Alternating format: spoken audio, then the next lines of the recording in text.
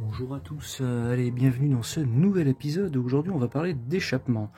Allez, c'était pas prévu, mais je me suis acheté un silencieux intermédiaire puisque en me penchant un petit peu sous la voiture, lors de l'installation du catalyseur, je me suis aperçu que le silencieux intermédiaire n'était pas en super état.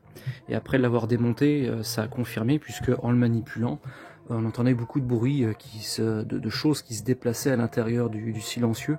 Donc il devait très certainement commencer à rouiller de l'intérieur ou à se désintégrer de l'intérieur.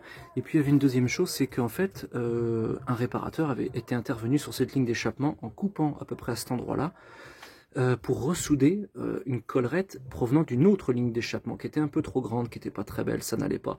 Et j'avais pas mal de fuites entre ici et le silencieux arrière qu'on voit là, qui est ici. Donc du coup c'est vrai que ça petouillait un peu, on entendait des fuites d'air, puis la voiture était quand même assez bruyante, tellement bruyante même qu'elle faisait plus de bruit que la S16, donc c'était pas logique, ça n'allait pas, c'était pas très discret surtout. Donc je me suis acheté un silencieux intermédiaire. Je l'ai pas acheté sur internet, je l'ai acheté chez un marchand de pièces qui est juste à côté de chez moi. C'est un Bosal et je l'ai acheté 106 € TTC. Voilà.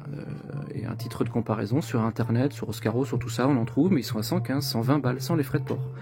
Donc c'est toujours intéressant d'aller voir un petit peu les marchands de pièces qu'il y a à côté de chez nous pour comparer, parce que là, dans ce cas présent, il était plutôt bien placé. Voilà. Donc, lorsque j'ai démonté ma ligne d'échappement, j'en ai profité forcément pour démonter les protections, les pare-chaleurs. Donc voilà, je vais les nettoyer parce qu'ils étaient tout dégueulasses là. Celui-là aussi. Alors, lui est en métal, mais lui, il est en une sorte de je ne sais quelle matière là. Donc voilà, faut que je fasse attention avec celui-là. Donc j'ai sorti le bac à crasse. Je vais les poser comme ça, puis je vais les nettoyer à l'essence. Allez, je vous reprends juste après. Et puis je vais nettoyer aussi les écrous qui tenaient cette partie-là, plus le petit écrou que j'ai retrouvé de l'autre fois. Voilà. Allez, c'est parti. Allez, déjà comme ça, c'est beaucoup plus propre. Voilà, tout bien dégraissé. Elle a retrouvé sa couleur d'origine. Cette pièce-là, c'est une tôle galvanisée. Le galva, qu'est-ce que c'est? C'est exactement le même principe que, vous savez, que les ganivelles en métal qu'on met au bord du Tour de France ou quand il y a une manif près de chez vous. C'est tout simplement une pièce en acier qu'on trempe dans un bain de zinc en fusion. Voilà, donc si vous poncez trop fort cette surface fine là, eh ben vous allez atterrir au métal qui est en dessous et là ça va rouiller. Voilà, donc il faut surtout pas gratter ce genre de pièces. Voilà, c'est très important. Bon allez, c'est tout propre et puis l'autre est dans le bac à crasse et je vais m'en occuper également. Allez, c'est parti.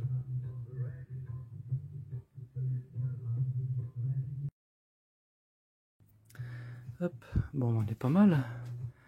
Vous voyez presque pas la couleur de celui-là. En fait, la matière en dessous, on dirait une sorte de plastique. C'est du plastique, hein, je pense, sur lequel est comprimé ou injecté une sorte de feuille en alu. Bon, je suis pas allé dans les moindres recoins. Il faudrait que j'aille chercher à la maison une vieille brosse à dents pour enlever encore ces derniers petits morceaux de crasse. Mais bon, c'est pas grave. Allez. Bon, maintenant je vais m'attaquer à mon silencieux intermédiaire. Je vais enlever les étiquettes là et dégraisser, surtout celle qui m'enquiquine, c'est celle-ci qu'a mis le livreur. Parce que ça colle et c'est la merde.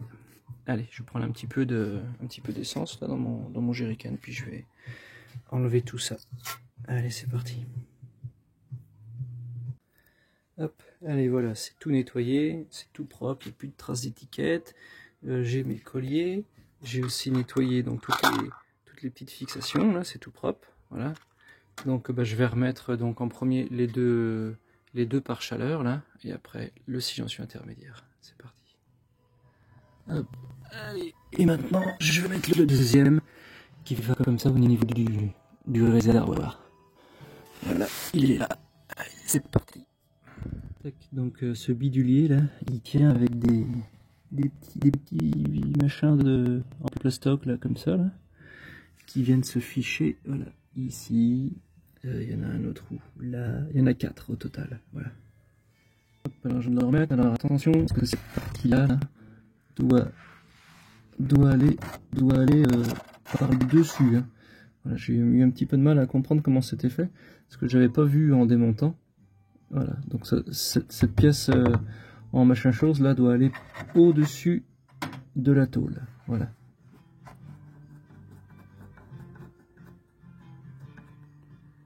Hop là.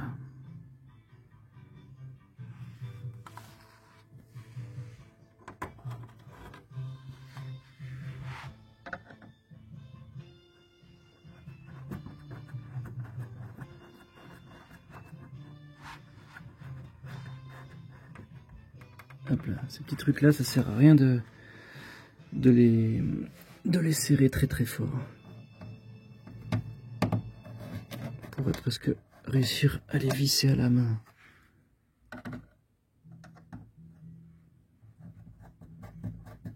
Hop là, et puis je vais faire le 4e sans filmer là-bas. Bon bah allez, c'est parti, j'ai mis mon inter sous la voiture. Hop là. Et je vais installer tout ça.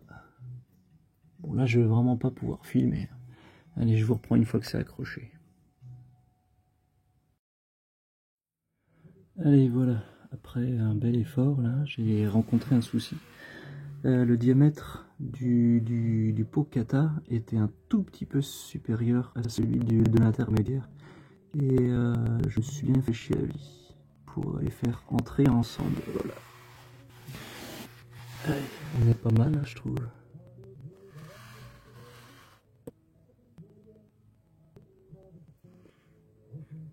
Voilà. Allez. Je vais aller reposer la voiture au sol. Je vais prendre une bonne douche. Et puis, je vais aller faire un petit tour avec.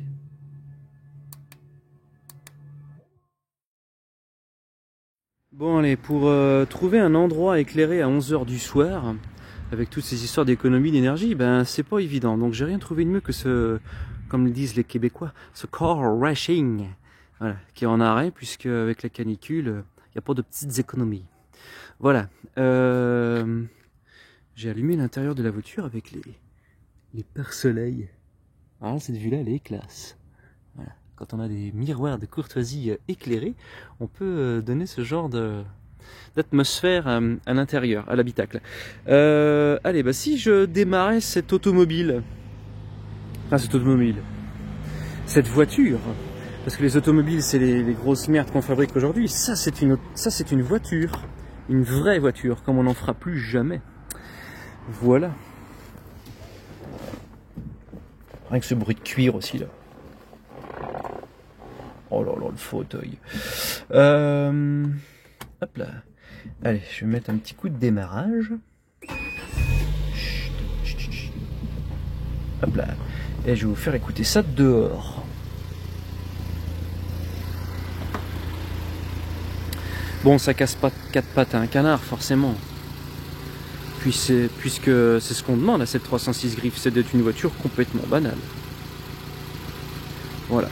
Donc j'ai plus ces bruits d'air, de fuite d'air en dessous là, qui rendaient la voiture quand même vachement sonore. Donc c'est vraiment ce silencieux intermédiaire qui mettait le bazar, quoi.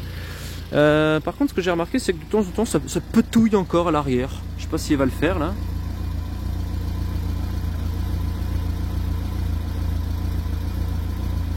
Bon, pas de chance. Elle tourne comme une horloge, mais de temps en temps, on entend tuf tuf, voilà, qui sort un petit peu. Bon. C'est une vieille dame, hein, elle a 27 ans. Ouais. J'adore cet intérieur, très très beau. Je ne m'en lasse pas.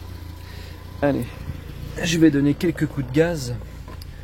Alors je vais pas faire comme les idiots sur les réseaux à faire des brubas avec leur 106 ou autre voiture, hein. Je ne vise pas les possesseurs de 106 particulièrement.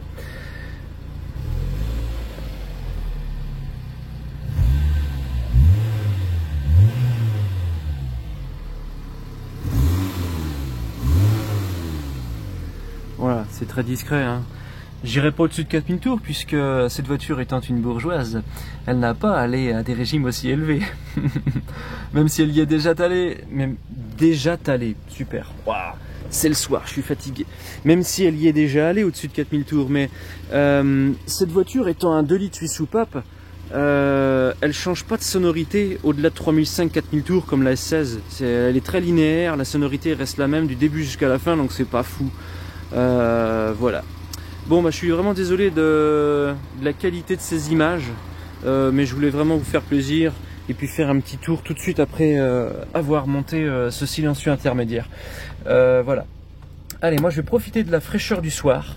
Parce que ça fait des semaines et des semaines et des semaines qu'il fait une chaleur à crever et voilà, là ce soir il fait meilleur, donc je vais profiter un petit peu de cette fraîcheur, voilà, avec cette console centrale éclairée orange, enfin même tout l'habitacle éclairé orange, ça c'est plutôt cool, avec ce fameux bouton vert là qu'on retrouve pas hein, sur les 306 de deuxième génération. Voilà, enfin même ces deux boutons là, c'est vrai que ça fait bizarre de voir 4 boutons éclairés en bas de console. Voilà.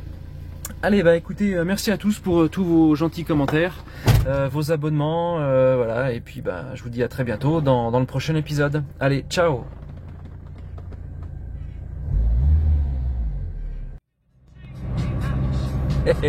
Ce qui est cool avec les vieilles voitures, c'est qu'on peut écouter de la musique avec un support différent. Cette musique, vous l'avez peut-être déjà entendue lorsque je suis allé à la casse. Cette Disco Inferno qu'on entend dans Ghostbusters. Je l'ai en CD et je l'ai aussi en cassette. J'adore ce petit détail. C'est stupide, hein, mais c'est vraiment cool. Je regrette pas d'avoir un poste cassette sur cette voiture, c'est vraiment super.